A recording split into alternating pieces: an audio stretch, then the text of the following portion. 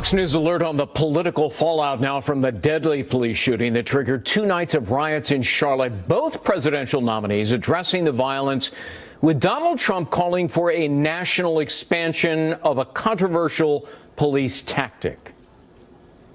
Obviously, you can't let the system go the way it's going, but I suggested stop and frisk.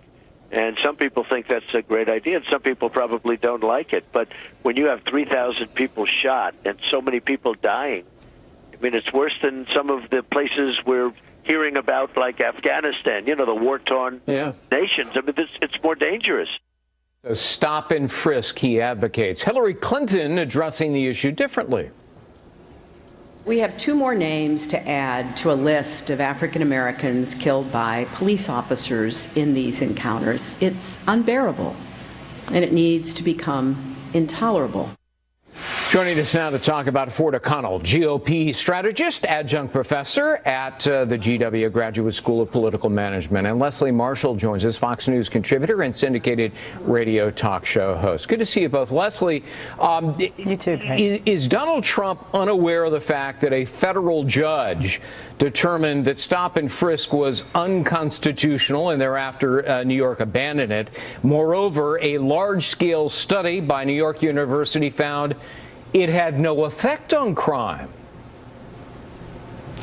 Well, you read my mind. In addition to the judge finding it unconstitutional, it was unconstitutional on the grounds that it targeted minorities disproportionately. And in addition, in New York, that he likes to cite, his city, a crime actually went down after they stopped this stop and frisk. And also, Greg, if you're trying to mend the problem, the racial tension, lack of respect and trust between officers and the African American community specifically, you don't increase racial profiling, which obviously is an issue and a concern and a complaint within that community. All right, so Ford... Wait a minute, Greg, I got to ask you a question. There's a nonsense factor going on here. Stop and frisk is not deemed unconstitutional. What yes, was it was by Judge Shira Scheindlin. You went to Cal Hastings Law School, and I'm a lawyer as well. Come on, Ford, don't pull that. No, I'm just making the point. How it was implemented in New York was unconstitutional because it's an outgrowth of a Terry stop, okay? And a Terry stop is not deemed unconstitutional. Just making that one point, Greg. All right, then let me go to Hillary Clinton now, to be fair. She said it's unbearable and needs to stop, referring in part to the Charlotte shooting. Well, Ford, what if it turns out it was justified, as the chief of police says it is, and that the videotape will prove it?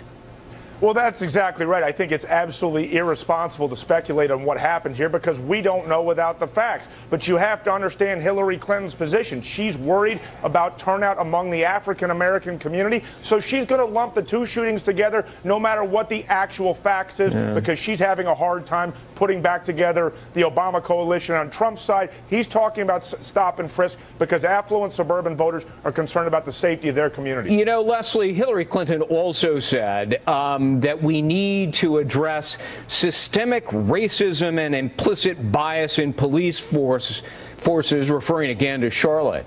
Does she not realize that the officer who fired the fatal shot was himself black? No, she does, but that is not the situation. Well, then is she saying that black officers are targeting black citizens who are innocent?